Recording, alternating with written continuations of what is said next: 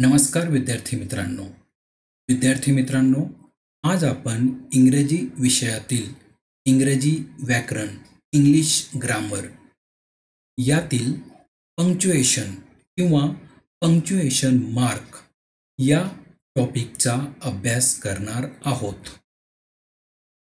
Punctuation mark किंवा विरामचिन्ह म्हणजे काय हे आता आपण बघूया.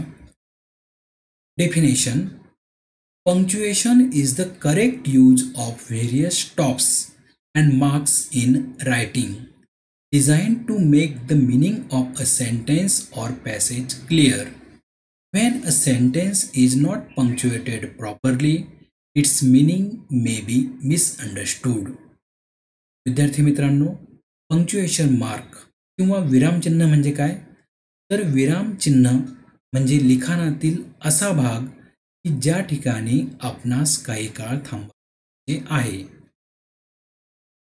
वाक्याचा अर्थ क्लिअर होण्यासाठी विरामचिन्ह किंवा पंक्च्युएशन मार्क्स हे वापरले जात असतात. जर योग्य ठिकाणी आपण योग्य विरामचिन्ह दिलं तर वाक्याचा अर्थ हा पूर्ण होत असतो, परंतु जर आपण अयोग्य ठिकाणी विरामचिन्ह वापरलं तर बऱ्याच वेळेला मिसअंडरस्टँडिंग किंवा घोटाळा होण्याचा धोका असतो. उदाहरणार्थ आपण एक वाक्य बघूया. मी चोरी करणार नाही, केल्यास शिक्षा करावी. या वाक्यात आपणास एक विरामचिन्ह वापरायचं आहे, कॉमा वापरायचा आहे, आणि हा जो कॉमा असेल, हा जो स्वल्पविराम असेल, हा नेमका आपणास कोठे वापरावयाचा आहे ते आपण आता बघूया. वाक्य आहे, मी चोरी करणार नाही, केल्यास शिक्षा करावी. जर आपण करणार या शब्दानंतर कॉमा वापरला तर वाक्याचा अर्थ काय होतो ते आपण बघूया. मी चोरी करणार नाही, केल्यास शिक्षा करावी. आणि हाच कॉमा आपण नंतर वापरला तर काय होतं बघूया. मी चोरी करणार नाही, केल्यास शिक्षा करावी. बघितलं विद्यार्थी मित्रांनो, फक्त एक साधा कॉमा, एक स्वल्पविराम हा मी करणार नंतर लावला तर वाक्याचा अर्थ बदललेला आहे पहिल्या वाक्यात. आणि दुसऱ्या वाक्यात मी हा जो कॉमा होता, हा जो स्वल्पविराम होता, हा मी नाही नंतर केलं तर वाक्य अर्थपूर्ण झालेलं आहे. म्हणजे एक लहानसा कॉमा देखील वाक्य अर्थपूर्ण किंवा गोंधळात टाकण्यास कारणीभूत होऊ शकतं. मग आता इंग्रजी भाषेत किती विरामचिन्हे आहे ते आपण बघूया. The principal marks of punctuations are. मुख्य विरामचिन्ह ही खालीलप्रमाणे आहेत. कोणकोणती? Full stop, comma, semicolon, colon, question mark, exclamation mark, inverted commas, apostrophe, dash, hyphen, bracket, caret आणि कॅपिटल लेटर्स. साधारणतः 13 प्रकारची पंक्च्युएशन मार्क्स ही इंग्रजी भाषेत महत्त्वाची आहेत. पुन्हा आपण एकदा बघूया.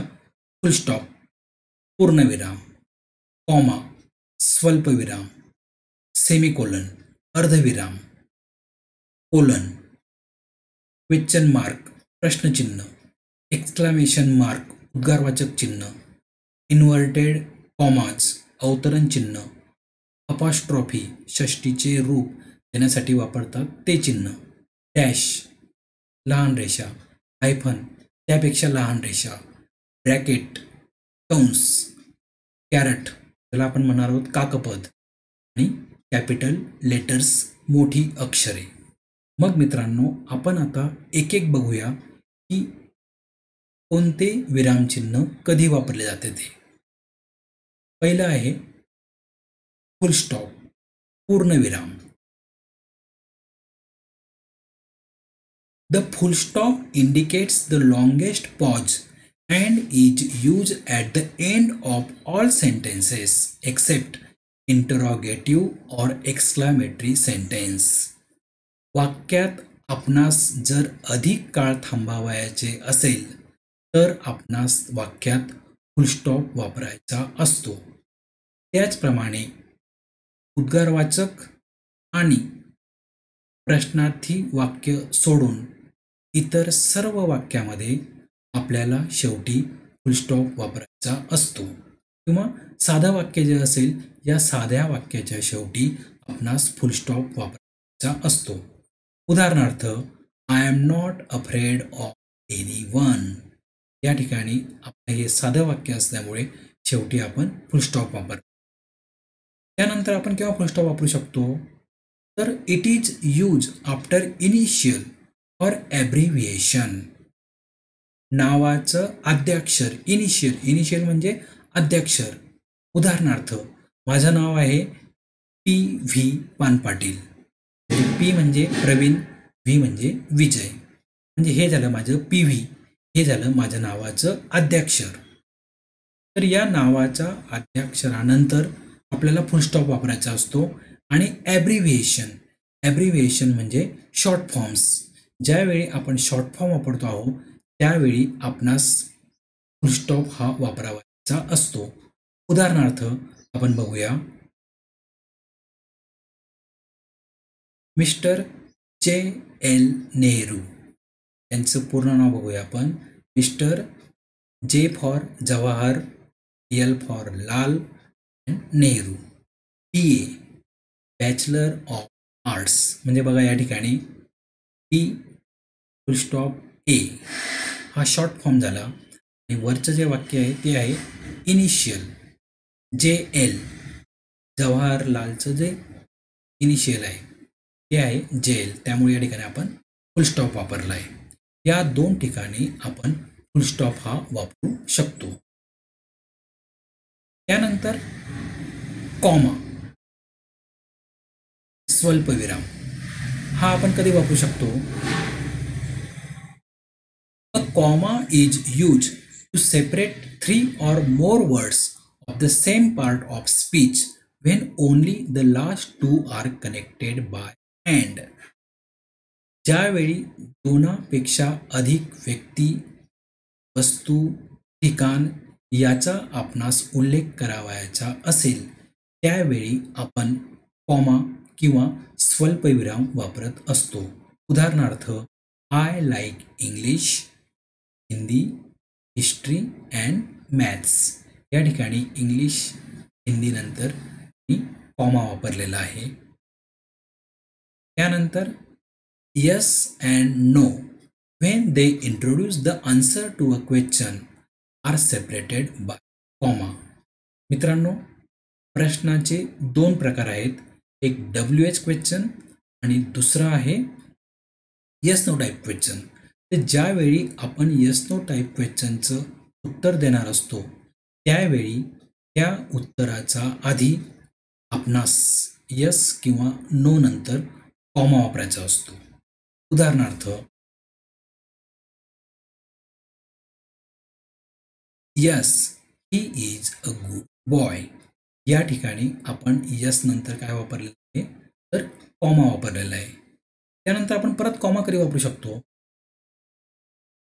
In an address or date each item is set off from the rest with the help of the comma. ज्यावेळी आपण ॲड्रेस लिहित असतो, ज्यावेळी आपण पत्ता लिहित असतो त्यावेळी आपणास कॉमा हा वापरावयाचा असतो. ज्यावेळी आपण तारीख लिहितोय त्यावेळी देखील आपणास कॉमा हा वापरायचा असतो. उदाहरणार्थ, he was born on June 6, 1974, Nashik, Maharashtra. म्हणजे अशा प्रकारे ॲड्रेस लिहित असताना किंवा डेट लिहित असताना आपण नेहमी कॉमा वापरत असतो. In a question tag we use comma before question tag. Question टॅगमध्ये देखील वाक्य पूर्ण झाल्यानंतर आपण कॉमा लिहित असतो आणि त्यानंतर त्या वाक्याचा टॅग लिहित असतो. He was scare comma didn't he. त्यानंतर सेमीकोलन अर्धविराम.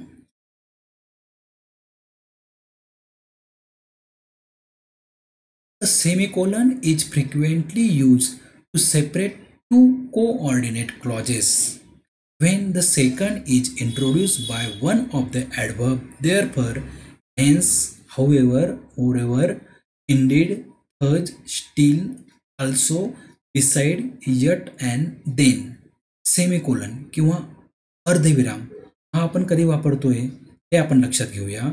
अ semicolon is frequently use to separate two coordinate clauses. ज्यावेळी दोन उपवाक्य जोडायचे असतील त्यावेळी आपण सेमिकोलन हा वापरत असतो. आणि कधी कधी therefore, hence, however, moreover, indeed, thus, still, also, beside, yet, then या शब्दाचा आधी देखील आपण सेमिकोलन हे वापरत असतो. त्यानंतर colon. The colon is used to introduce a list. यादी. यादीसाठी आपण कोलनचा वापर करत असतो. उदाहरणार्थ, these are the important rivers of India, the Godavari, the Ganga and the Krishna. बघा मित्रांनो, या ठिकाणी नद्यांची यादी आहे. या यादीच्या आधी आपण कोलन वापरलेला आहे. भारतातील प्रमुख नद्या कोलन नंतर नदीची नावं लिहिलेली आहेत. It is use to introduce a long quotation. एखादं कोटेशन किंवा एखादं प्रसिद्ध वाक्य त्याच्या आधी आपण कोलन वापरत असतो. उदाहरणार्थ, the Gita says only action is within your power not its reward. जे गीतेत काय म्हटलेलं आहे ते या ठिकाणी सांगितलेलं आहे. गीतेत काय म्हटलंय हे ॲक्च्युअल सांगायचं आधी the Gita says, the Ramayana says, the Bible says त्यावेळी आपण कोलन वापरत असतो. Only action is within your power not its reward. म्हणजे फक्त कृत्य करत राहा, फळाची अपेक्षा करू नका. हे कशा सांगितलंय तर गीतेत सांगितलंय. अशा प्रकारे. त्यानंतर it is use to separate to contrast. Contrast विरोधाभास. विरोधाभास दाखवण्यासाठी कोलन हा वापरला जात असतो. उदाहरणार्थ, man proposes colon God dispossess.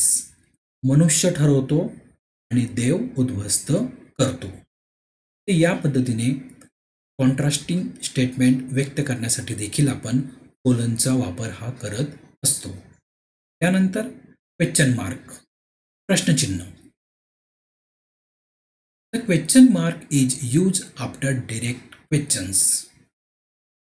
प्रश्नार्थक वाक्याच्या शेवटी आपण प्रश्नचिन्ह हे वापरत असतो. उदाहरणार्थ, may I help you, where could I buy a good mobile. या ठिकाणी आपण प्रश्नचिन्ह लावलेलं आहे. एक्सक्लामेशन मार्क उद्गारवाचक चिन्ह. The exclamation mark is used after such words, phrases or sentences as express emotion, wish, excitement, surprise, intense longing. Exclamation mark किंवा उद्गारवाचक चिन्ह हे आपण कधी वापरतोय तर उद्गारवाचक चिन्ह हे आपण ज्यावेळी व्यक्तीच्या तोंडून अचानकपणे निघणारे भाव, व्यक्तीच्या तोंडून अचानकपणे निघणाऱ्या भावना व्यक्त करण्यासाठी उद्गार चिन्हाचा वापर हा केला जात असतो. उदाहरणार्थ, hello, how are you, what a brave king Shivaji was. म्हणजे अशा प्रकारे अचानकपणे आपल्या तोंडून जे भाव व्यक्त होत असतात त्याच्या नंतर एक्सक्लेमेशन मार्क उद्गारवाचक चिन्ह हे वापरायचे असते. इन्व्हर्टेड कॉमाज अवतरण चिन्ह. The direct words of a speaker, the words one actually hears, are enclosed in inverted commas.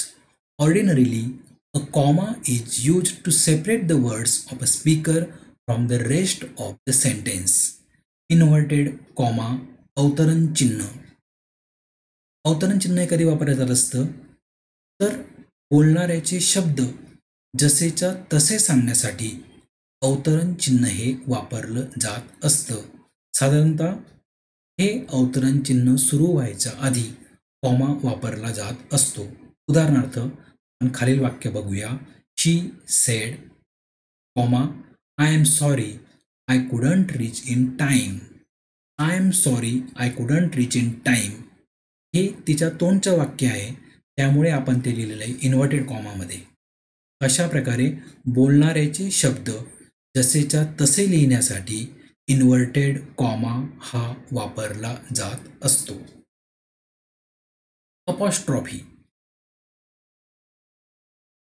An apostrophe is used in place of omitted letters in contractions. ज्यावेळी काही आपण short forms वापरतोय त्यावेळी काही अक्षरे ही गाळलेली असतात. गाळलेली अक्षरं दाखवण्यासाठी अपॉस्ट्रॉफी ही वापरली जाते. उदाहरणार्थ कांट CAN अपॉस्ट्रॉफी आणि टी या ठिकाणी ओ गाळलेला आहे त्यामुळे त्या ठिकाणी केलं आहे कांट. डझंट या ठिकाणी पण ओ कट केलेला आहे गाळलेला आहे म्हणजेच काय गाळलेली अक्षरं दाखवण्यासाठी अपॉस्ट्रॉफी ही वापरली जात असते. त्यानंतर possessive nouns contain an apostrophe. Possessive noun म्हणजे माझे या अर्थाने ज्यावेळी आपणास लिहायचे असते बोलायचे असते त्यावेळी आपण अपॉस्ट्रॉफी वापरत असतो. उदाहरणार्थ बेबीज कॅप. कॅप कोणाची आहे तर बेबीची आहे म्हणजे मालकी हक्क दाखवण्यासाठी आपण अपॉस्ट्रॉफी ही वापरत असतो. डॅश रेषा लहान रेषा. The dash is mainly use to show a sudden change in thought.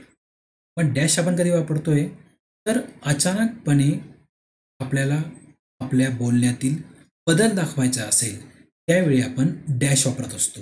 उदाहरणार्थ only if I were there to help you but I think the impossible. बघा मित्रांनो या ठिकाणी डॅश वापरलेलं आहे. Only if I were there to help you जर त्या ठिकाणी मी तुला मदतीला राहिलो असतो तर. But I think of the impossible पण अशा गोष्टींचा उपयोग काय म्हणजे या प्रकारे वाक्यातील बदल दाखवण्यासाठी आपण डॅश वापरत असतो. Sometimes words in apposition or exclamation are set off by dashes. कधी कधी या ठिकाणी डॅश आपण कधी वापरतोय तर विरोधाभास दाखवण्यासाठी आपणास डॅश हा वापरायचा असतो. Friends children relatives all left him. मित्र चे मुलं नातेवाईक त्याला सोडून गेले म्हणजे अशा प्रकारे अपोजिशन दाखवण्यासाठी विरोधाभास दाखवण्यासाठी आपण डॅश हे वापरत असतो. डॅश थोडीशी मोठी रेषा होती त्यापेक्षा थोडीशी लहान रेषा आहे hyphen. The hyphen is use to join the parts of the compound word.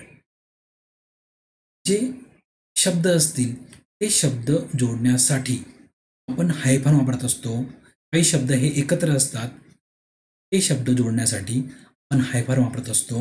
उदाहरणार्थ ब्रदर इन लॉ ब्रदर नंतर हायफन इन नंतर हायफन. मेड सर्वंट मेड नंतर हायफन. पासर बाय म्हणजे या पद्धतीने शब्द कंपाऊंड वर्ड्स जे असतील हे जोडण्यासाठी आपण हायफन वापरत असतो. It is use to connect parts of a word divided at the end of the line. हायफनचा आपण जो वापर करतोय तो आपणा सर्वांना माहिती आहे. ज्यावेळी मी लिहितोय आणि लिहिता लिहिता माझी ओळ संपली आणि मोठं स्पेलिंग असेल 5-6 अक्षरी माझ्या फक्त दोन लेटर्स लिहून होत आहेत बाकीचे 4 लेटर्स बाकी आहेत त्यावेळेला मी डॅश करतोय आणि उरलेलं स्पेलिंग मी खाली लिहितोय. उदाहरणार्थ a person begins his life with the help and guidance of a teacher.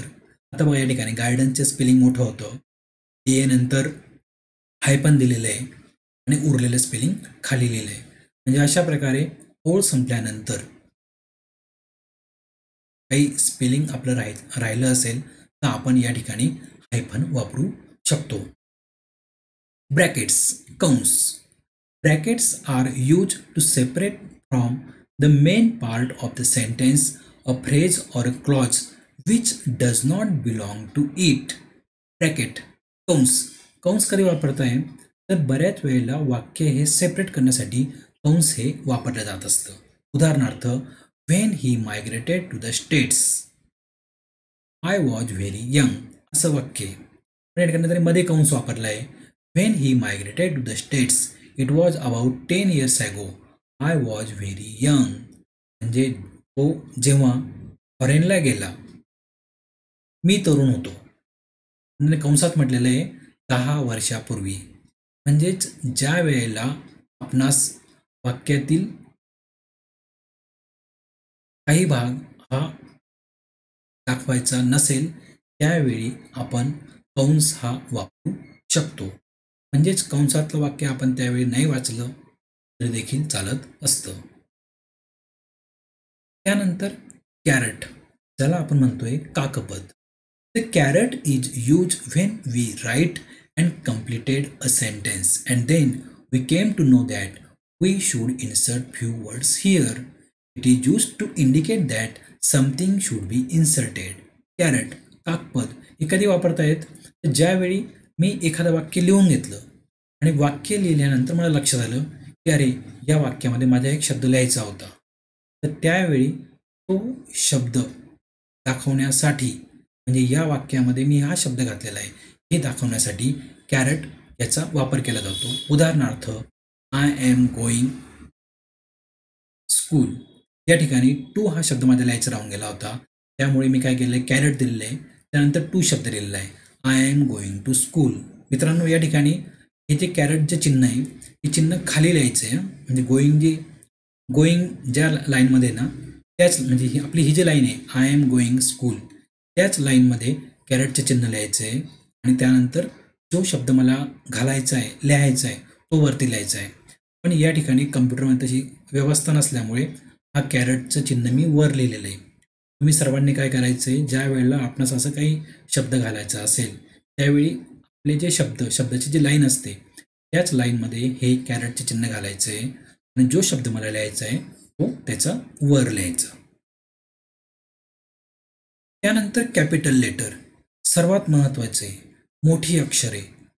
Capital letter आणि स्मॉल लेटर दोन प्रकारचे लेटर्स आपण शिकलो आहोत.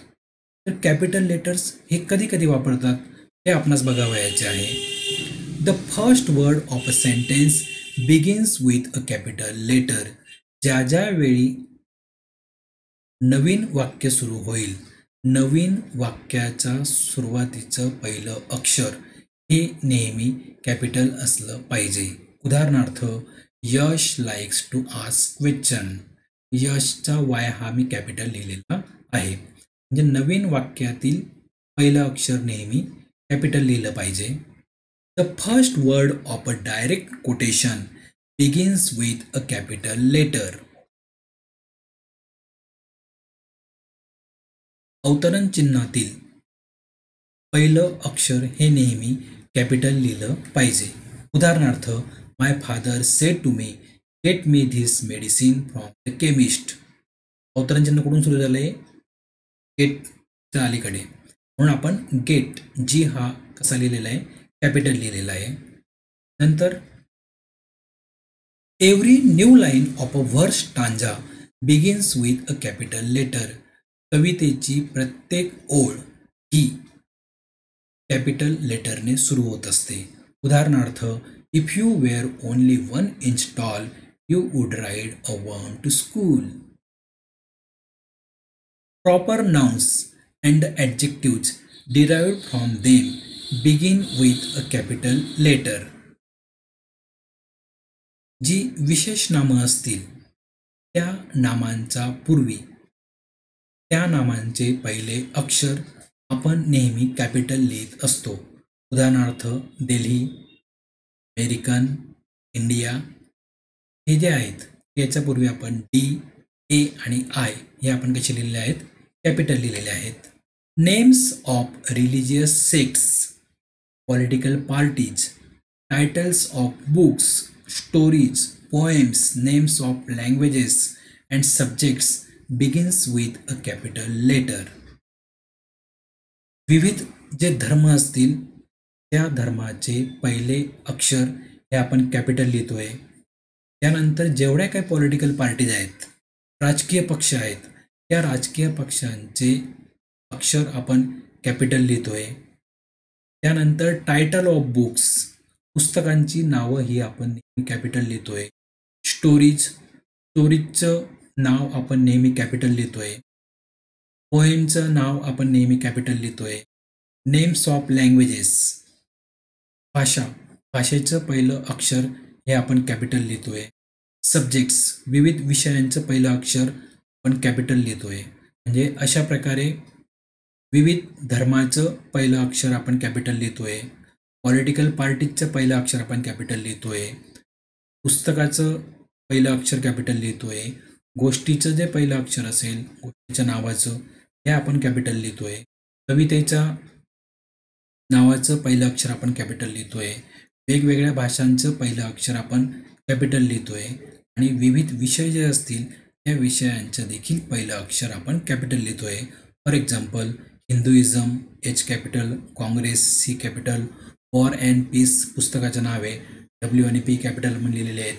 1 इंच टॉल का स्टोरीचं नाव आहे किंवा पोएमचं नाव आहे, त्या ठिकाणी आपण कॅपिटल लिहिलेलं आहे. इंग्लिश विषयाचं नाव आहे, आपण कॅपिटल लिहिलेलं आहे. लँग्वेज हिंदी, आपण पहिलं अक्षर कॅपिटल लिहिलं. म्हणजे अशा प्रकारे यांचं पहिलं अक्षर हे कॅपिटल लिहायचं असतं. The names of societies, building, ships, trains, aeroplane begin with a capital letter. वेगवेगळ्या प्रकारच्या एरियांची नावं, वेगवेगळ्या प्रकारच्या गावांची नावं, शहरांची नावं, यांचं पहिलं अक्षर नेहमी कॅपिटल लिहिलं जात असतं. त्यानंतर बिल्डिंगचं नाव हे नेहमी कॅपिटल, पहिलं अक्षर हे कॅपिटल लिहिलं जात असतं. जहाजाच्या नावाचं पहिलं अक्षर हे नेहमी कॅपिटल लिहिलं जात असतं. जी ट्रेन असते, जी रेल्वे असते, या रेल्वेच्या नावाचं पहिलं अक्षर हे नेहमी कॅपिटल लिहिलं जात असतं. ज्या विमान कंपन्या असतील, या विमान कंपन्यांच्या नावातील पहिलं अक्षर, पहिलं लेटर हे कॅपिटल लिहिले जात असते. उदाहरणार्थ, the history society, the red fort, Titanic, the Tapovan express, the Indian airlines. म्हणजे अशा प्रकारे प्रत्येकाचं पहिलं अक्षर हे आपण कॅपिटल लिहिलेलं आहे. त्यानंतर names of days, months, festivals begin with a capital letter. जे 7 वार आहेत, त्या 7 वारांचं पहिलं अक्षर नेहमी कॅपिटल लिहिलं पाहिजे. जे 12 महिने आहेत, त्या प्रत्येक महिन्याचं पहिलं अक्षर हे आपण कॅपिटल लिहिलं पाहिजे. आणि जेवढे सण उत्सव आपण साजरे करतो, त्या प्रत्येक सणाचं, उत्सवाचं पहिलं अक्षर हे देखील आपण कॅपिटल लिहिलं पाहिजे. For example, Sunday, March, Diwali. Words use as forms of address also begin with a capital letter. ज्या ज्या वेळी आपण एखाद्याला उद्देशून काही शब्द म्हणतो आहोत, त्यातील पहिलं अक्षर देखील कॅपिटल लिहिलं पाहिजे. उदाहरणार्थ, dear sir, D capital, S capital. Dear daddy, D capital, डिअरचा डी कॅपिटल, डॅडीचं डी कॅपिटल. म्हणजे अशा प्रकारे ज्यावेळी आपण एखाद्या व्यक्तीला उद्देशून काही लिहित असतो, त्यावेळी त्याचे पहिले आद्याक्षर, पहिलं अक्षर हे नेहमी आपण कॅपिटल काढले पाहिजे. Abbreviations begin with a capital letter. ज्यावेळी आपण शॉर्ट फॉर्म लिहित असतो, त्यावेळी शॉर्ट फॉर्म हा नेहमी कॅपिटल लेटरमध्येच लिहिला पाहिजे. उदाहरणार्थ, BA, MBBS हे शॉर्ट फॉर्म्स आहेत, त्यामुळे आपण सर्व ते कॅपिटल लेटरमध्ये लिहिले आहेत. The pronoun I is always written as capital. I, मी, या अर्थाने जेव्हा जेव्हा आय येणार आहे, त्यावेळी आपण त्याला कॅपिटलमध्येच लिहिलं पाहिजे. उदाहरणार्थ, may I come in sir, names of rivers, seas, mountain, newspaper, cities, gods, goddesses begin with a capital letter. नद्यांची नावं, समुद्राची नावं, पर्वताची नावं, वर्तमानपत्रांची नावं, देवांची नावं यांचं पहिलं अक्षर नेहमी कॅपिटल लिहिलं पाहिजे. उदाहरणार्थ the Godavari, the Arabian Sea, the Himalaya, the Lokmat, Nashik, Rama, Lakshmi. म्हणजे अशा प्रकारे या सर्वांचं पहिलं अक्षर हे नेहमी आपण कसं लिहिलं पाहिजे, तर कॅपिटल लिहिलं पाहिजे.